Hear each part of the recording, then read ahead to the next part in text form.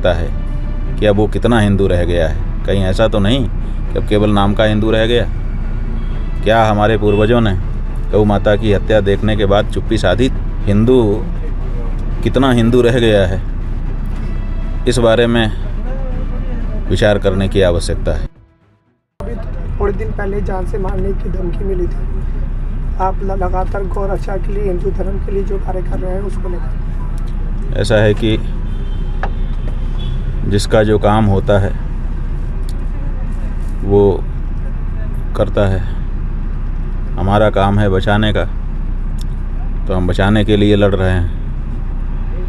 अब कोई ऐसा होगा जिसका काम मारने का है तो वो मारने के लिए सोच रहा है। दोनों अपना अपना काम कर रहे हैं।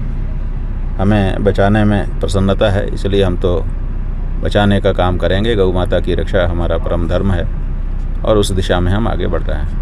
मोहन भागवत जी ने अभी थोड़े दिन पहले कहा था कि हिंदुओं में एकता नहीं है, कमी है एकता की। बात यह है कि हिंदू में एकता की कमी है कि नहीं, ये तो एक अलग विषय है। किस मामले में एकता चाहते हैं पता नहीं है,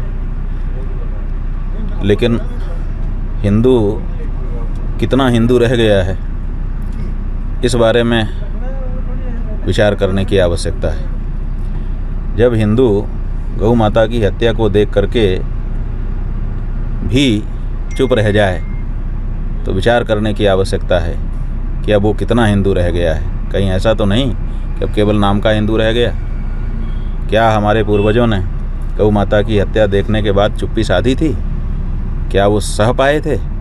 और अगर नहीं सह पाए थे तो फिर आज का हिंदू कैसे सह ले रहा है? इसलिए आज की दृष्टि में, आज के अवसर पर ये विचार नहीं है कि हिंदू बटा है कि घटा है। सवाल ये है कि हम कितना हिंदुत्व कितना उसमें अब विराजमान है, विद्यमान है। दुनिया में जो हालत हो रहा है उस पर आपका क्या कहना है? दुनिया की हालत इसीलिए ख़राब हो रही है क्योंकि जो मानवीय मूल्य हैं उनका तिरस्कार किया जा रहा है। उपभोगवादी संस्कृति में जिसके पास तक शक्ति है वो सोचता है कि हमारे लिए ही पूरी दुनिया बनाई गई है, हम जब चाहें, जिसको चाहें, जैसे चाहें वैसा चला सकते हैं और ज़रूरत पड़े तो मार पीट भी सकते हैं, समाप्त भी कर सकते हैं। ऐसा नहीं है। ये दुनिया ईश्वर की बनाई है और इसमें जो लोग हैं सबका इस पर बराबर अधिकार है। किसी को ये अधिकार नहीं है कि भगवान की बनाई चीज़ को वो अपने उद्देश्य के लिए समाप्त कर दे, उसके प्राण ले ले। तो जो लोग भी निरपराधों के प्राण ले रहे हैं वो ईश्वर के अपराधी हैं।